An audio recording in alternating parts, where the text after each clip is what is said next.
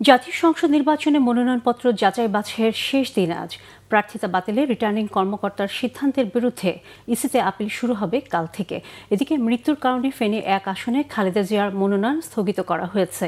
দর্শক, এই মুহূর্তে সেগুনবাগিচার রিটার্নিং অফিসারের কার্যালয়ে আছেন সহকর্মী নাবিল জাহাঙ্গীর। সরাসরি কথা বলবো তার সাথে। নাবিল, মনোনয়নপত্র যাচাই বাছাইয়ের সবশেষ কি তথ্য আছে জানাবেন আমাদের। সোনিয়া, আপনি যেমনটা বলছিলেন, মনোনয়ন যাচাই বাছাইয়ের শেষ দিন আজ। আর রিটার্নিং কর্মকর্তার অফিসে সেই শেষ সময়ের যে প্রস্তুতি সেটি চলছে।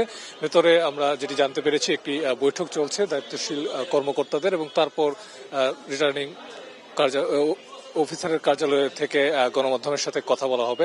আমরা যেটি গতকাল পর্যন্ত দেখেছি যে ৫৪ জনের মনোনয়ন ইতিমধ্যে বাতিল হয়েছে এবং ১১৯ জনের মনোনয়ন বৈধ হয়েছে এবং একজনের মনোনয়ন স্থগিত রাখা হয়েছে।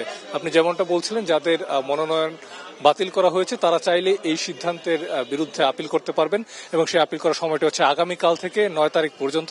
তারপর ১০ তারিখ থেকে ১৮ তারিখ পর্যন্ত তাদের যে আপিল সেটি তাদের শুনানি করে সেটির আসলে নিষ্পত্তি করা হবে এবং তারপর ২০ তারিখ হচ্ছে যারা তাদের প্রার্থিতা বাতিল করতে চান তারা বাতিল করার সুযোগ পাবেন, মনোনয়ন প্রত্যাহার করতে পারবেন এবং ২১ তারিখ যে প্রতীক বরাদ্দ সেটি দেওয়া হবে ২১ তারিখ, এবং ২২ তারিখ থেকে নির্বাচনে যে প্রচার প্রচারণা সেটি শুরু হবে এবং চলবে নির্বাচন ভোটের ৪৮ ঘন্টা আগ পর্যন্ত, অর্থাৎ ১০ জানুয়ারি পর্যন্ত, এবং তারপর ১২ জানুয়ারি ভোট। অর্থাৎ নির্বাচনের যে ট্রেন সেটি আসলে পুরোদমই চলছে এবং নির্বাচনী যারা রিটার্নিং অফিসার কর্মকর্তা রয়েছেন তারা আমাদেরকে জানিয়েছেন যে তারা তাদের যে দায়িত্ব সেটি পালন করছেন কোনো ধরনের বিঘ্ন ছাড়াই, যে নির্ধারিত সময় তার মধ্যেই তারা যে কার্যক্রম সেটি সম্পন্ন করতে পারবেন। সোনিয়া।